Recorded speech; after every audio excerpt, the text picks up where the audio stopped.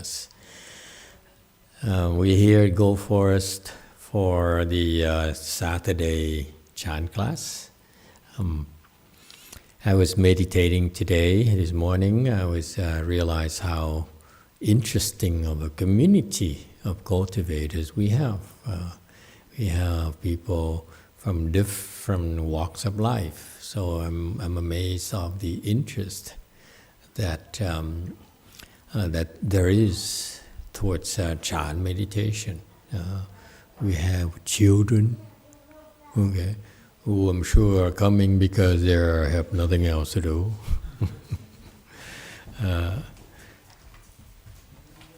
And we have different age groups, in particular also senior citizens. What happened to YongHua? You know, anyone knows? Is she okay? I don't see her. Huh? She's traveling. Oh, she's traveling. Oh, wow, that's nice. Where's she going?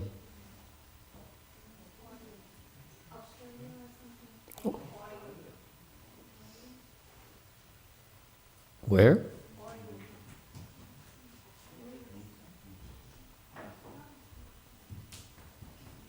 Russia?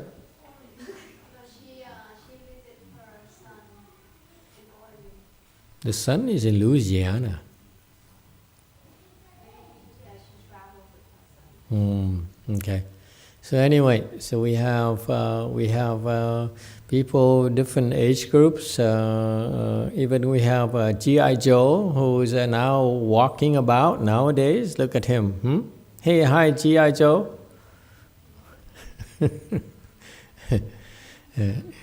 So it's nice to have all of you. All right. It makes the community very, very rich, very diverse.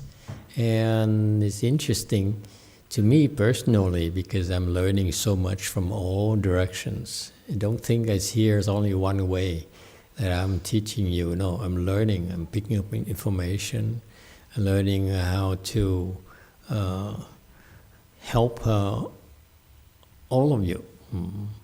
And in particular, we should feel very, very blessed to have not only the diversity, but also in terms of demographics, but also in terms of attainment. You are very impressive, from low level for beginners to pretty impressive levels for a lot of people. It's not a matter of number of years, but also it's about a lot of factors as well. So in the nature of the certain teaching, in the chant practice here we have, no lead is safe. It doesn't matter how long you've been practicing.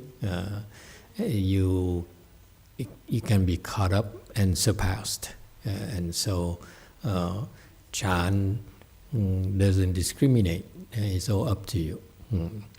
And so I feel very, very blessed to be able to have such interesting people.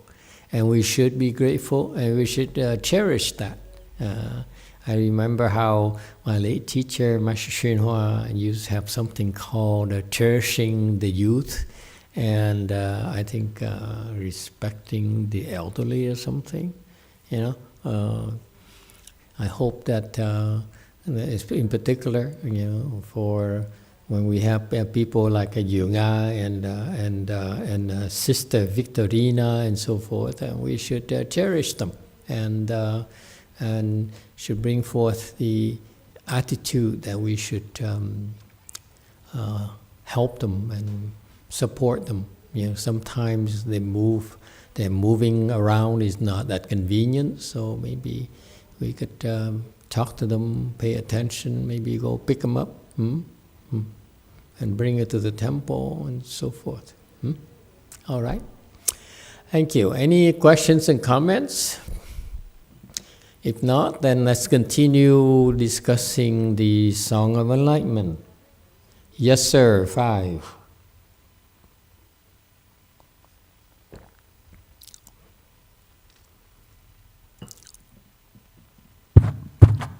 Emitofuo Master, there is a question from someone from Spain, from Barcelona. Okay. He's adventure travel, but I think his name is Eric, and he says, "Hello, Venerable Master. I would like to ask you what should be the correct considerations or motivations that I should have to initiate myself as a Buddhist monk. Thank you very much."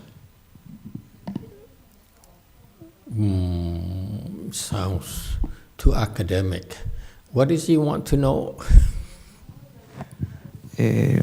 What should he consider or think about before becoming a Buddhist monk?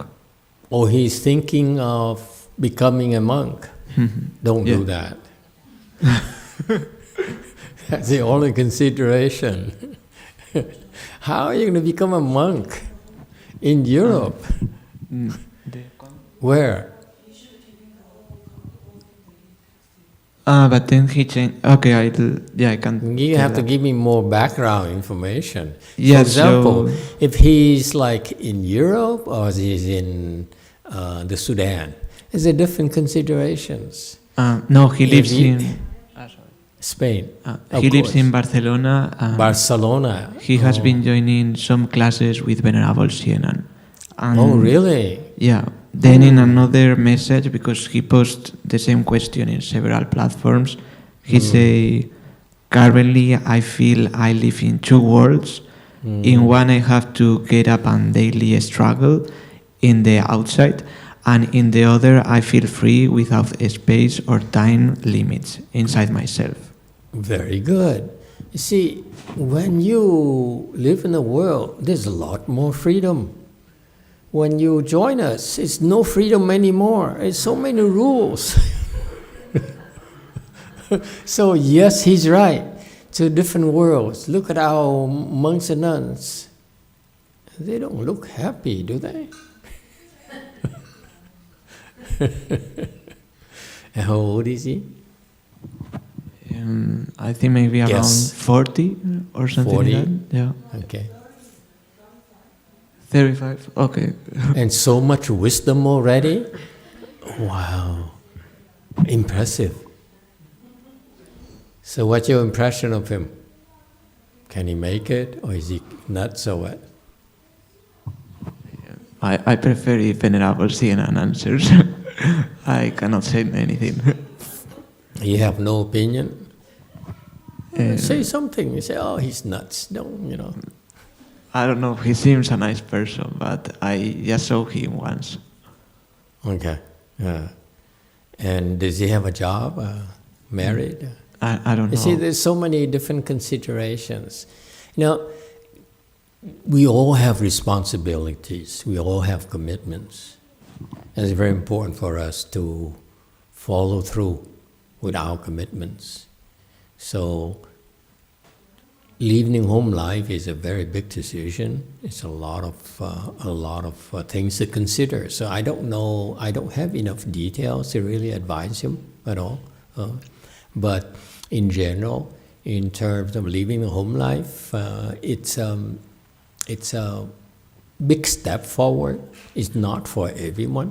Okay, so that's why, you know, I don't know how long he's been doing meditation, how long have he studied Buddhism. There's so many aspects there, but it's not something he wants to jump right in. I think he should also consider Catholicism, where they have much better churches. I love the churches. I love the choirs. I love the Vatican. Oh, so glamorous. Oh, the gold and marbles.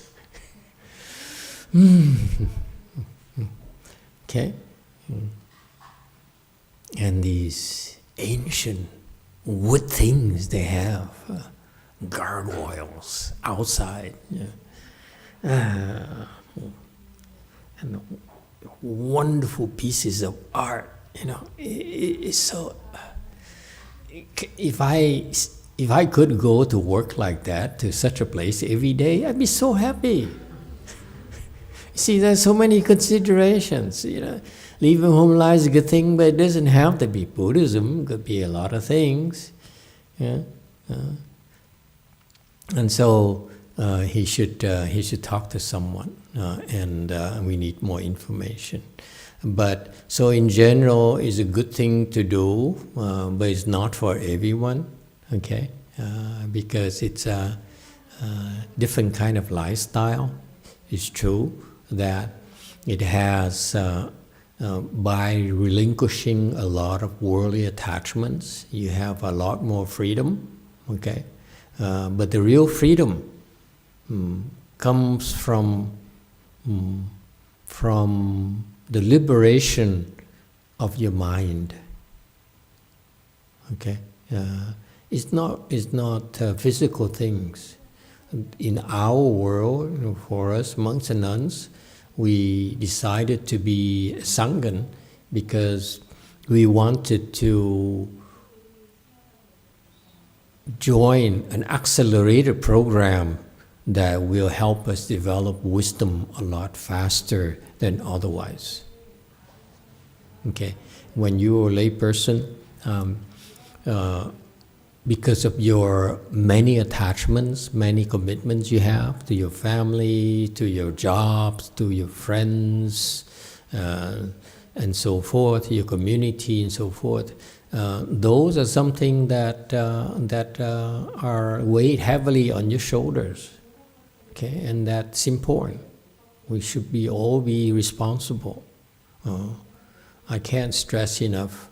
The one thing that ordinary people seem to forget is that they must be responsible to society.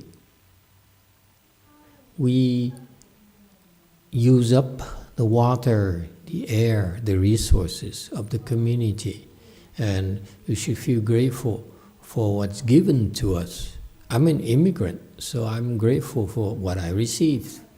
Okay, I feel so fortunate to be able to come here.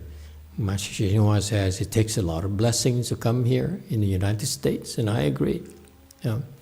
After living here, I travel, and I realize how much I miss the U.S. You know what I miss the U.S.? Bathrooms. We have a culture of bathrooms. And so I really appreciate it, and I hope that people should wake up to that fact that we got so much in this country, and therefore we should feel grateful and do something to pay back. Don't just keep on taking and taking and taking. That's wrong. It's so wrong. Yes, it's true that I am entitled to a lot less than the people who are born here. But I feel I have so much already. I received so much already.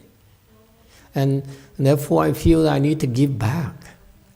And I'm saddened that here in Northern California, times are hard for some people. Some people are losing their jobs. Some people are homeless. Some people are illegal aliens and so forth. And I feel sad that they resort to crimes. It's so destructive. They're not helping themselves. They dig a deeper hole for themselves, that's all. If you're poor and resort to stealing, to damaging property, to express your anger and your resentment, you're only sinking lower. That's all you're doing. This country is pretty nice. You know, if we never go hungry. If you're hungry, we go, there's soup kitchens everywhere. In California, we don't need Newsom to give us money. We can be homeless people because the weather is so nice. You know, we can preserve our dignity and need nothing, and no need to steal from anyone because there are plenty of resources from the communities to support us. You know, you drive. I don't know here in Southern California, but in Northern California, Southern California, we have professional people who stand by street corner and selling flowers, oranges, and or even simply holding a tin can, and people drive by, and when there's a red light, they stop by the car, and people roll down the window. Not like this, you press the window nowadays. In my era, you have to roll down with your arm. Okay? And you press that window, the people stick out and give them $1, $2, and they make about $20 an hour. There's plenty of ways to support yourself. We should feel a sense of responsibility and contribute, and avoid, in particular, damaging the community, stealing from the community. Just because the politicians, up there, they figure it out already how to use the system to enrich themselves and so forth. We don't have to be like that. There's a sense of decency, a sense of contributing and building something that will last for our children, for our nieces and nephews, and our grandchildren, our great-grandchildren. How about that? To express our gratitude instead of stealing, breaking in cars. You drive around here in California, in Northern California, watch out, they break into your cars anywhere you go. I'm warning you. Okay? So anyway, so there are plenty of ways for you lay people to pay back. You don't necessarily have to run away from life, run away from society to pay back. But for us, Sangha is different. Our lifestyle is about, I'd like to think of it as having a lofty life where we elevate our soul, where we commit to doing and contributing to the greater good of the community. Not just living, not just participating, but there's a sense of responsibility where the Buddha has a bigger vision of society, of the world, of the universe. He saw the connection, of how all this universe fits together. So he gave us that vision. So this is what I understand as a member of a Sangha, that we're supposed to try to how to best live in that universe. For lay people, is yes, you need to live well in your community, in your country. But for us, people mistakenly think that we run away from life. No, not at all. We run away so that we can still our mind and develop our wisdom so that we can see the big picture, so that we can do more, we can help more. And that's true happiness, let me assure you.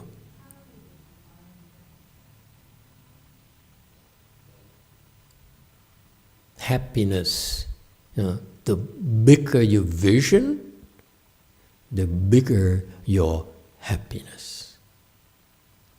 If you only see yourself, me, I'm poor, I'm hungry, no one cares for me, society is unfair to me, then you live in a world of unhappiness.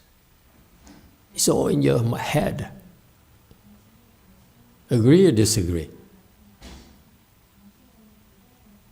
Okay, you disagree. Okay, it's okay. I understand. All right? But on the other hand, you want to shave your head. You say, okay, I don't need so many things. I don't need, that many clothes. We have a few robes. I'm happy with that. They're not designer, but they do for now. Until you become a big monk, then you can wear designer robes. It's possible, yeah. Is Xing Yun dead or is he still alive? I forgot. I don't keep track of him anymore. Huh? Anyone? The guy, the head monk of Buddha Light, for Wangshan, is he dead or is he alive? I think he's dead, right? You know, I look at his robe, I say, wow, that's designer robes. You guys cannot tell the difference. I can. He's dead, right? Yeah. Last year, okay. God save his soul. Xing Yun, yeah, he's he's huge. He's like the biggest Buddhist organization, basically. They have hundreds of temples throughout the world. And they're so rich.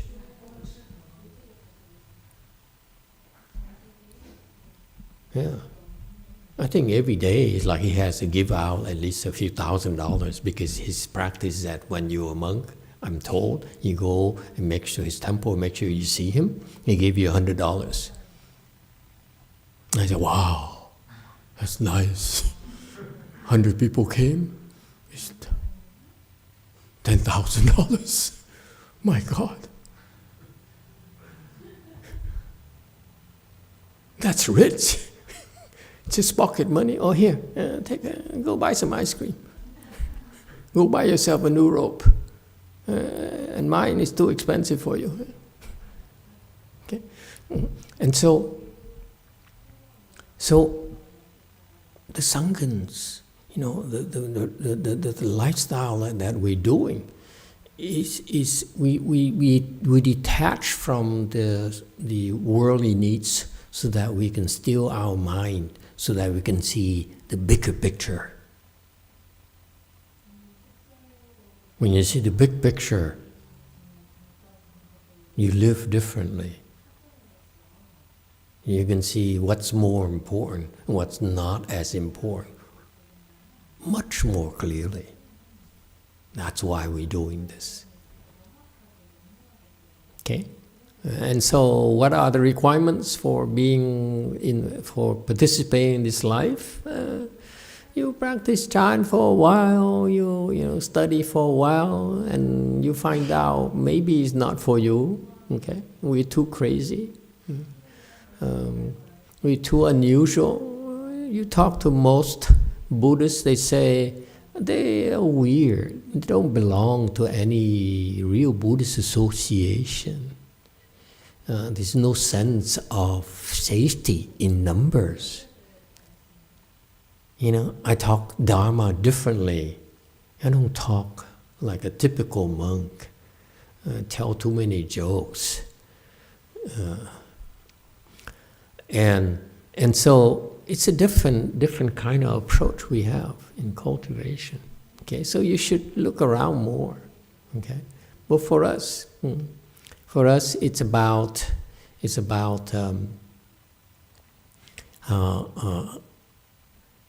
training the next generation for us, because I see problems in the Buddhist world in the form of it going downhill, you know, downhill in that there's a, and again I apologize, I occasionally do that, more often than I really want to, but someone has to say it, okay, even though it falls mostly on deaf ears, because no one takes us seriously, except for a handful of people, is that I see a rapid decline in religion in general, and Buddhism in particular, where it's no longer serving young people. In particular, the Buddhist temples and programs are geared towards old people because that's the ones who understand their roles in Buddhism and they support the temples. And the monks and nuns have become fat cats, where they sit there and expect to be given money, given nice clothes. In my era, yeah, if you have wisdom, you have blessings, that's what you do, without being told. But, and that has a problem for us, because then people like me shave our heads, because we can't live a good life out there in society. So we run away from society, okay, and we sit there and become fat cats instead of working harder. So my point being that as a left home person, actually we don't take it easy. Our lives are actually more difficult, much more intense than regular life. Because we have so much work to do, that we need to do something to make sure that your generation, this is 2 generations below me, okay, are taken care of, and that your children will be okay, and your great-grandchildren will be okay. And if we continue the pace here, the current pace of Buddhism or Catholicism, pretty soon it will become extinct, because it's no longer serving society. We are just parasites. We don't feel we must be entitled to a tithe, where you give 10% of your income just for the sake of it. I feel we must deserve it. We must do something to earn the support. If we don't deserve it, don't give us anything. It's fair. You get a job, it's because you're contributing to your company. You're not contributing, you should not be paid. That's life. Same thing in Buddhism, that's my attitude. We should not be put on a pedestal. We should earn our place. And not just earning our place, we just help improve society. Not just keep on taking. We expect to be given and respected and revered. That's my generation, not anymore. Okay? Yeah, he should find out more. Okay, good luck. Anyone else? Yes, 4. Thank you, Master. You want to lead the home life? No, don't you dare. Your husband would kill me. He loves you too much. Yeah, it's attachment. Your attachment, his attachment. His attachment. Oh. I guess. Thank you, Master. I have a question about the patience and the compassion. I feel I wasn't a very patient person. I want to be a good person. I want to be a compassionate person, but I think patience is not very important at that time. But when the first time I talked to Master in person, Master told me be patient. And during Master teaching, I heard about a lot about be patient. I don't know why it's so important, but after a few years at my cultivate, I changed. I feel I'm be more patient and even more compassion. So I'm so curious. So is there a connection between patience and compassion? It's like the compassion comes from patience? That's my question. Thank you, Master. Good question. Very good. Okay. Part of your spiritual journey, part of your self-improvement, part of your inner happiness depends on your level of patience. The Buddha understands it. Only Buddhas understand it. People below Buddhas don't get it. Bodhisattvas, maybe some bodhisattvas, but most bodhisattvas still don't get it, let alone the other people lower. You see, bodhisattvas in Buddhism are people who are enlightened, who have transcendental wisdom. They understand things, they can see things that we don't. We ordinary people cannot. The vision, I talked to you about the big picture, theirs are the big picture. Bodhisattvas, they have this big picture that we don't have. Our vision is tunnel vision. There is a bigger picture. But even so, okay, they still don't understand. They don't have the details yet. They only see the fuzzy, out of focus picture, if you will. But they are groomed to understand and see the big picture clearer and clearer and clearer. And so they eventually understand the place of importance of patience, where it stands in the way we train our people, train our Buddhist followers. It's not knowledge, folks. In Buddhism, it's not knowledge at all that we after.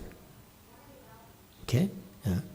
The knowledge, we go after knowledge later, after we have wisdom. So the approach is the exact opposite of worldly approach. Worldly approach, you see, you sent to school, you study, you learn, you cram, and so forth. You develop knowledge, you get your certification to your level of knowledge, and you get a job, and you learn more and more knowledge. That's what you do. You accrue knowledge. Very much like scholars, they accrue knowledge. Do scholars ever stand up and say, you know, my profession is wisdom? They're after knowledge. They're after, maybe at best, insights. Okay? But insights are so far below wisdom. Not even there yet. Okay? And so it takes wisdom to be able to build this big picture.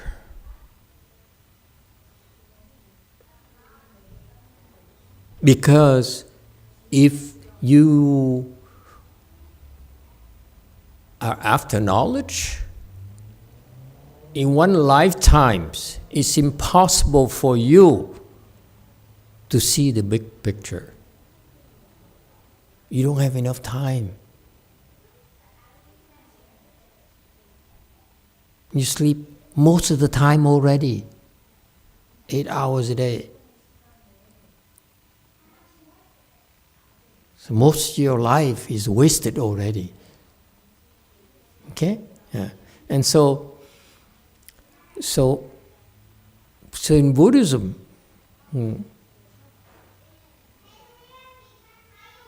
when you have the big picture, how does it manifest? It manifests in the form of compassion.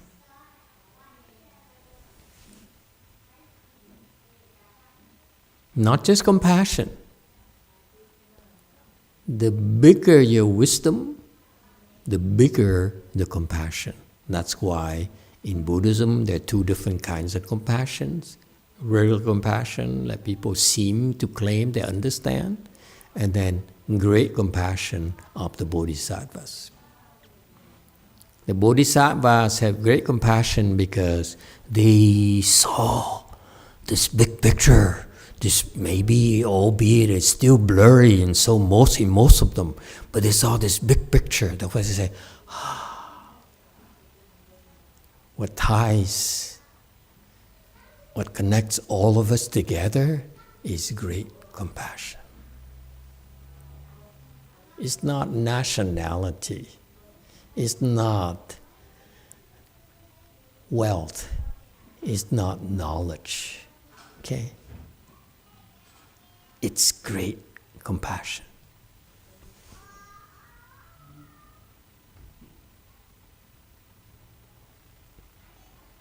That's why now you see the connection between what I talked about, big picture. I didn't use the word great because great is a special term in Mahayana.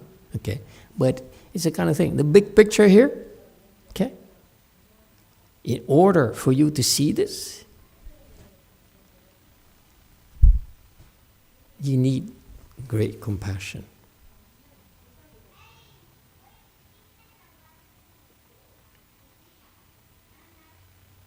Okay?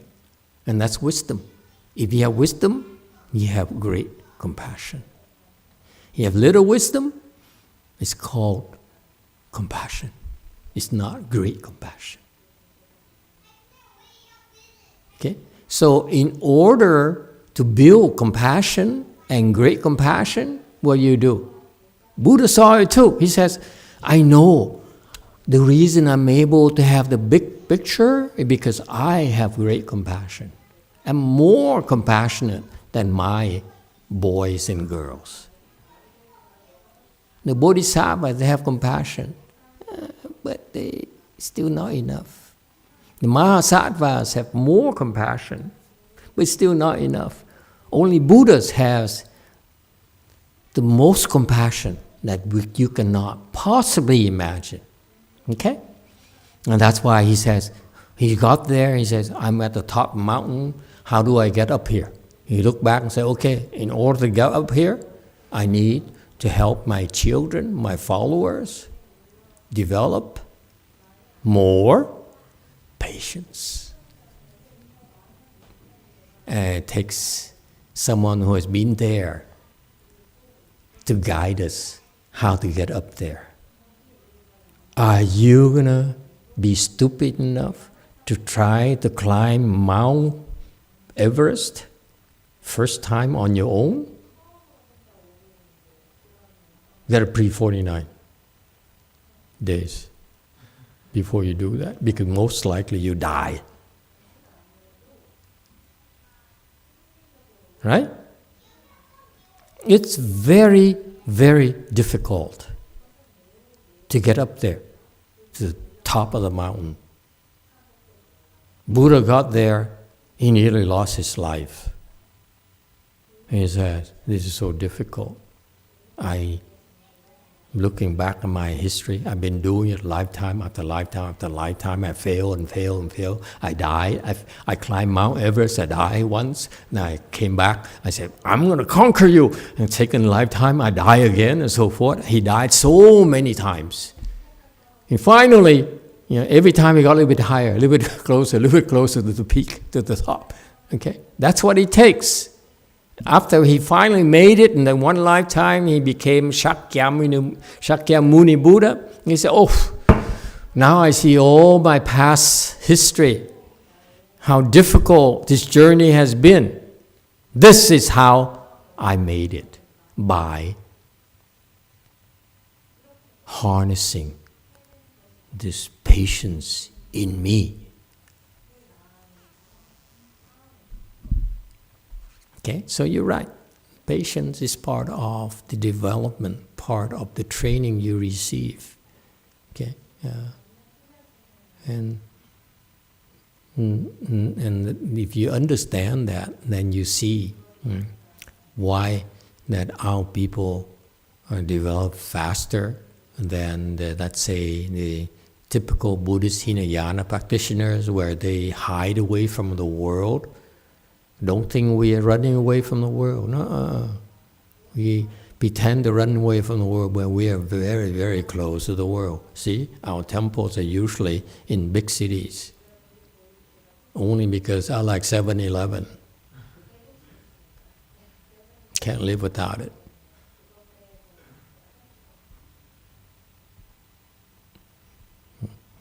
And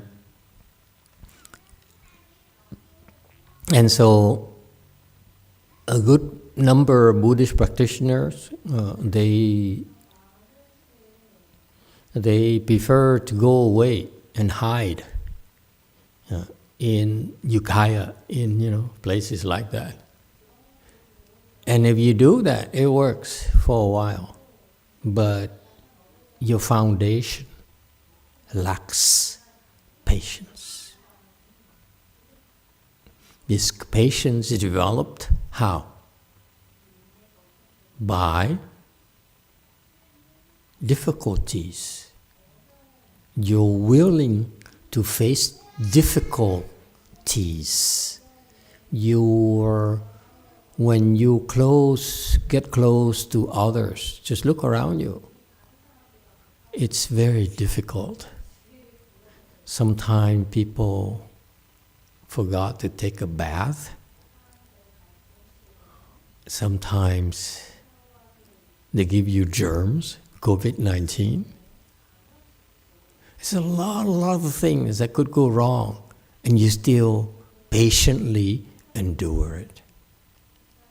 I remember during the COVID crisis, we are one of the rare temples whose doors are always open. My master's temple, they closed it down because they were afraid they get infected and die. We said, no, we're not going to die. And if you're worried about your thing, you didn't come here. Get a break from your family, give them a break. And if you feel you need help with COVID, we'll help you for free. There's no need to be afraid, because we help people recover from COVID-19 and not die. Okay? Yeah. So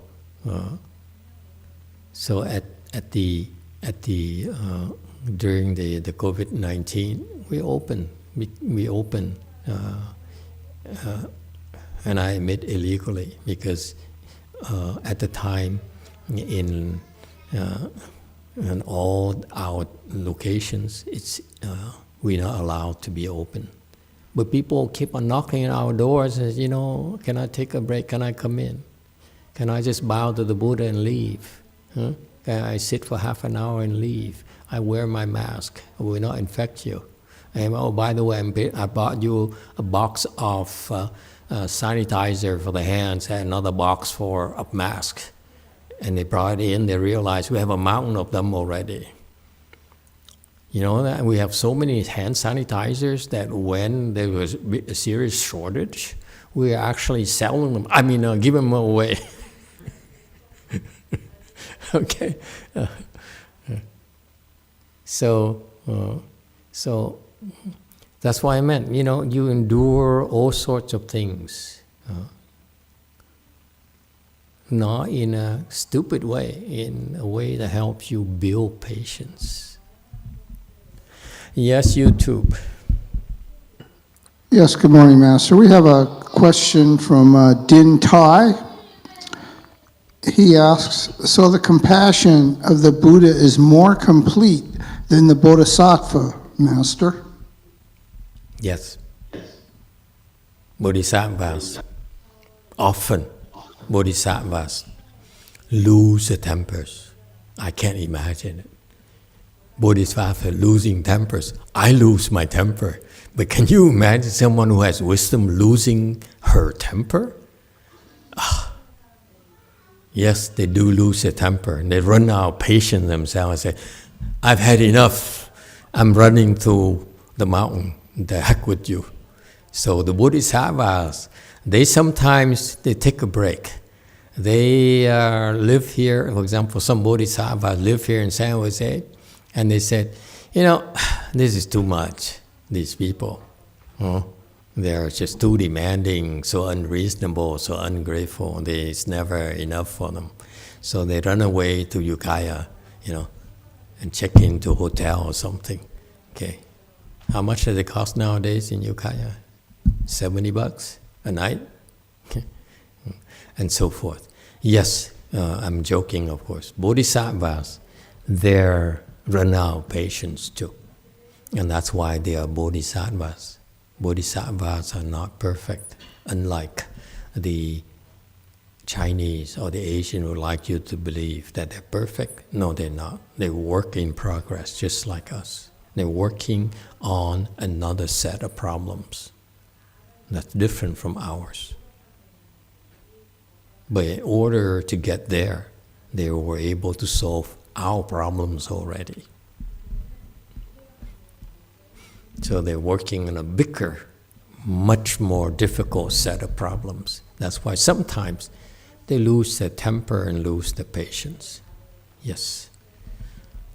5.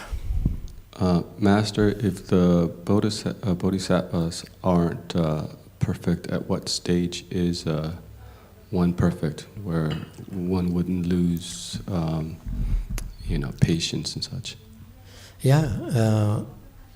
See, this is my disappointment. Let me admit, I admit to you, I learned from a Chinese, and everything in the Chinese literature says, you're bodhisattva, you're so special, you're perfect.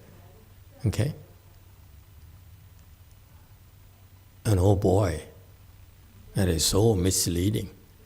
It's a big disappointment. I met so many bodhisattvas among my Chinese teachers, disciples. I'm disappointed.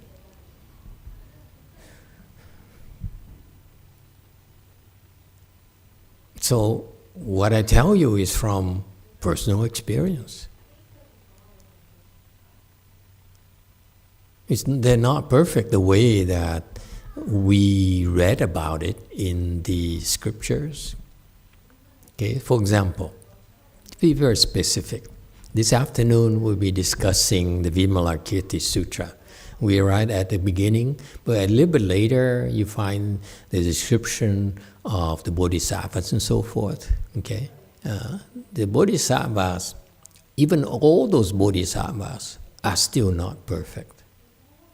And in this section we will start talking about the arhats and so forth, the sound hearers. Those are even much lower levels. So the sutra to say their 所作已办, it says with meaning, Chinese with meaning that what they must do has been accomplished. It sounds like they're perfect, but no, not at all. What they're supposed to plant, the seeds of wisdom, have been planted, but it doesn't mean the seeds have matured. Okay, so that's my personal disappointment. When I read about it, I said, wow, sounds like so cool. It would be worthwhile for me to spend my life doing this. Okay, and to find out that, to my utter dismay, my master's disciples has been way ahead of me, okay, at least by decades, 2-3 decades ahead of me. They have so many issues, and they're bodhisattvas, they are arhats, they're bodhisattvas. Okay, so bodhisattvas still have a lot of issues, still have a lot of flaws, things to work on. Okay, big flaws before they can become Buddhists. So, yeah, to my disappointment, it's all my images of bodhisattvas and arhats were destroyed once I saw them in person.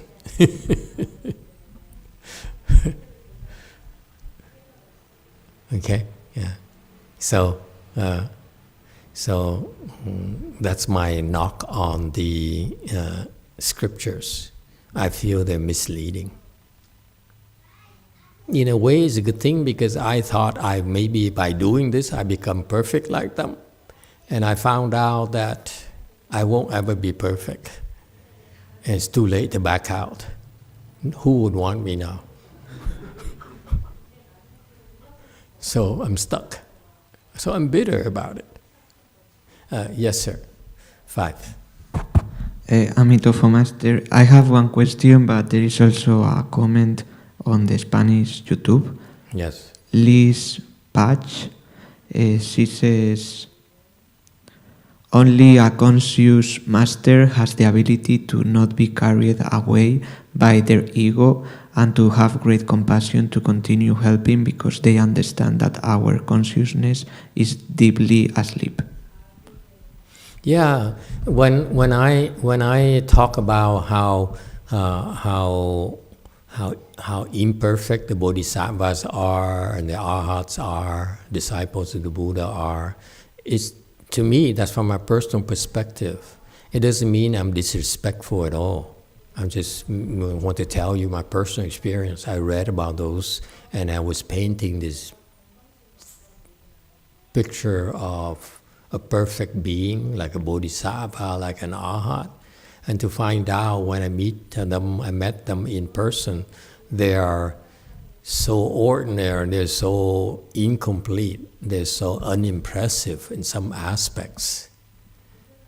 For example, a knock I have on my teachers is that his disciples have no class.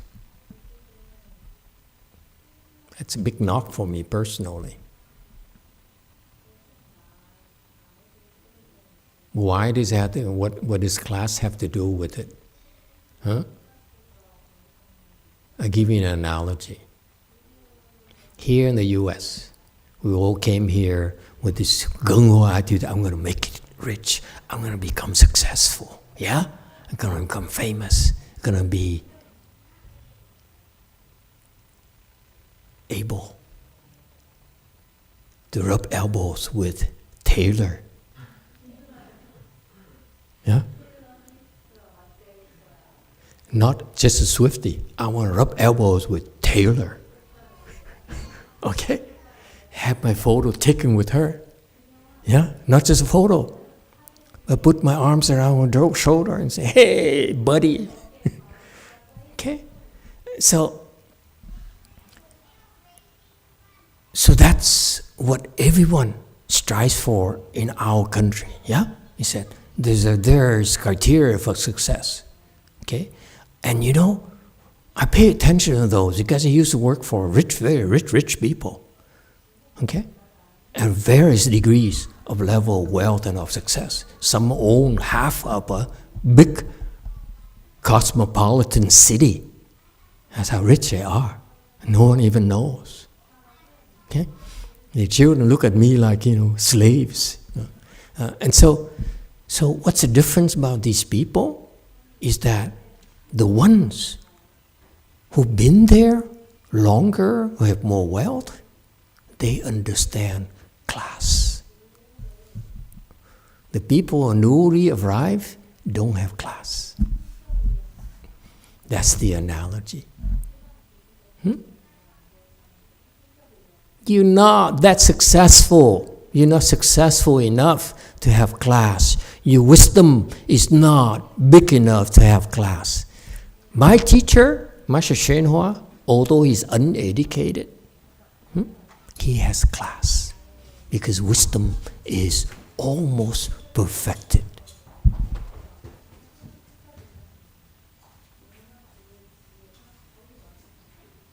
He has some class people. Okay? It's not a worldly concept, it's that it also a measure of your level of great wisdom. Great wisdom, people have great wisdom, like Master YongHua has class. People in my generation don't have class because they don't have great wisdom, unfortunately. They have wisdom. Incredible wisdom, but not high enough yet to understand class like my teacher. My teacher's uneducated. Okay? Very, very short. But he has class. For a short ball like him, he has more class than most giants. Put together, you stack all the giants. My teacher at the tiny thing here has much more class. I love it. His standards are so high. Okay. Yes, 5.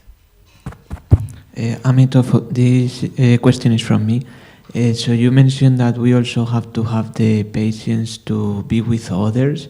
But in my case, I'm fine being alone, but normally I feel I'm really attached to being with people or to their opinion. So do you have any advice on how to be less attached? Yeah. People's opinion is very important. That's why we're here. We're here because your opinion counts. And please subscribe and give us a 5-star. It helps. You don't know how much it hurts when people leave like a 0 star. We're trying. We're not perfect. We're not even enlightened. What do you expect from us? Be kind, be compassionate, be patient. That's our approach. You build your patience a lot faster by being around people than by being yourself. So people are very important in that journey. But you should strike a balance. There's a time where you should be with people, like at the temple. When you cultivate, it's good to be with people. That's called great assembly. Participation or cultivation. But there are times where you're by yourself. So that's the approach. Even within this group of people, there's silent times when you sit, like the first hour for today's session, you're by yourself, practically. You learn to be by yourself and ignore everyone else. Yeah? Now, after the 1 hour silent sit, we talk, we joke, we laugh. That's with others.